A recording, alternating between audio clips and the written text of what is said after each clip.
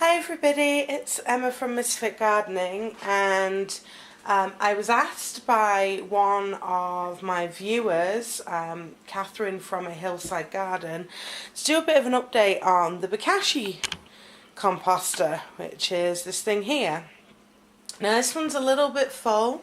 I can fit like another load in there, and then this needs to sit for 4 weeks to ferment, but I actually need to drain it off, and I thought that would be kind of useful to show you guys what that looks like. So stay tuned and I'll show you guys ins and outs of Bokashi composting.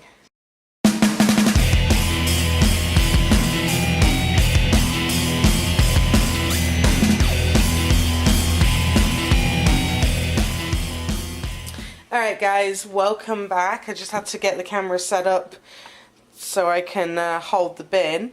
But this particular composter that I've got's got a tap on it, so I'm just going to go ahead and open it up.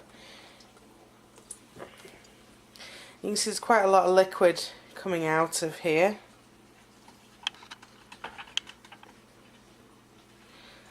This hasn't been drained in a while. Ideally you want to drain it every week. I'll just pull the camera up so you can see. Now this is going straight into the drain. It can help with unclogging drains. We do have a bit of a problem with the kitchen sink draining. Normally what I would do is I would dilute this to 1 cup of the Bokashi leachate or juice that's coming off here to a 2-gallon watering can, and I would use that to water my plants with. But winter decided that it was finally going to happen, so everything is covered in snow.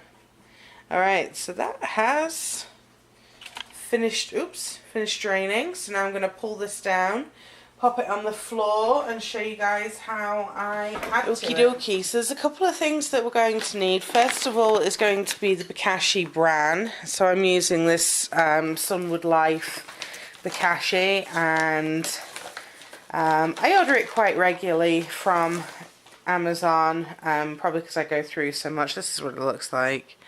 It's kind of a bran fibre. I think I pay about $36, and I think each one of these is about £3, and I get 3 of these in, so it's not too bad. You can make the Bokashi bran or the Bokashi microbe yourself.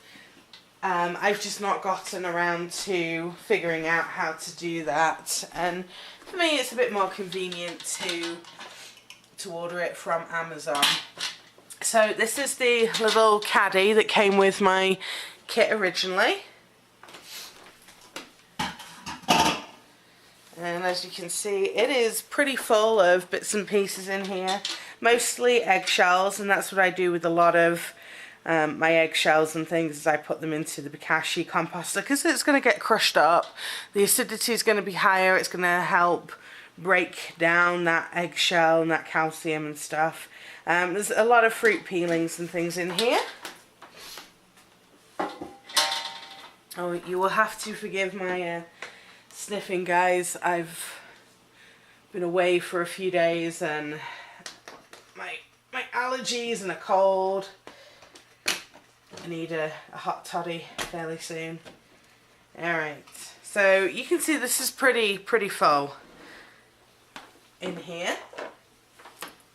Now the kit does come with a plastic, they call it a plunger, but I mean this looks like a cheap potato masher. If you don't want to go ahead and spend, you know, the extra money on getting the one that comes with the plunger and stuff, you know, you could just go to your local thrift store or charity shop and get a potato masher. That would work great.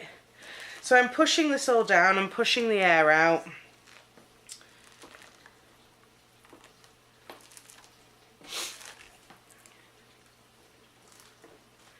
I'm also making a bit more room. I'm going to add my stuff in here. I know there's all sorts of deliciousness.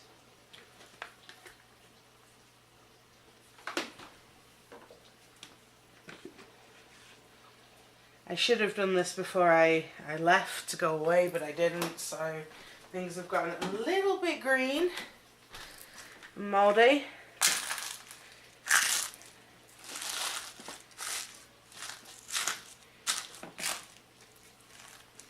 You can see I've got a lot of peelings and things in here. Because it's already going to be an acidic compost, I don't mind adding more citrus, fruits and stuff to it.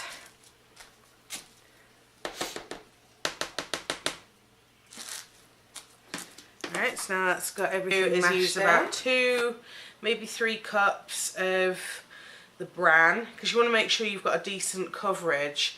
And for things like where it's gone kind of mouldy, I want to make sure I put extra down, because I want to make it uninhabitable for that mould. I want this Bokashi falling over.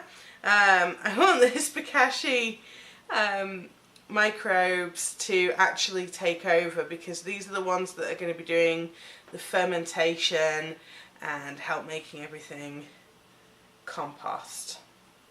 So 2 cups. You can see I'm sprinkling it all over. I'm trying to get everything covered with this Bokashi bran.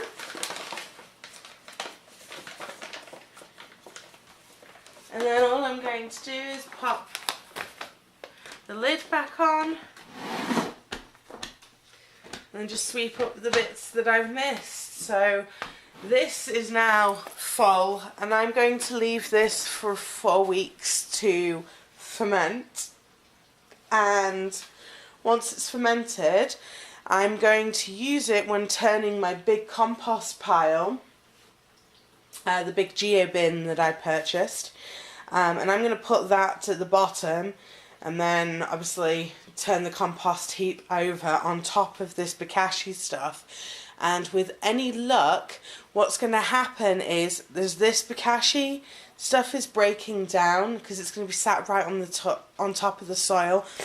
It's going to heat up and it's going to start that breaking down composting process, and I'm going to get composting happening really, really fast. I love my Bokashi composter, and it really, really helps kickstart most of my composting that I'm doing. I've put it into my tumbling composters, I've put it in my static piles. The only thing that I haven't done with it yet is trench composting, and that's normally how you would use this particular compost. So what you would do after this has fermented for 4 weeks, you would then go ahead and dig a pit or a trench, put the contents in there, cover it back over, and in 2 weeks you're going to have like really high nutrient rich soil to use. And that's great, but because I've got raised beds at the moment, and now like the ground's actually solid and covered in a good few inches of snow, I'm not going to be able to do that. But it works like a charm in normal compost heaps, and I definitely recommend it to help kickstart your compost pile, particularly in early spring, so you've got some good compost ready to go into summer. So until next time, this was a bit of a quick update on using Bokashi. And if you have any questions about Bokashi, feel free to leave them in the comments. Just as Catherine did, and I did a video about it. So I hope that helps everybody. Until next time, have a wonderful week, guys. Bye bye.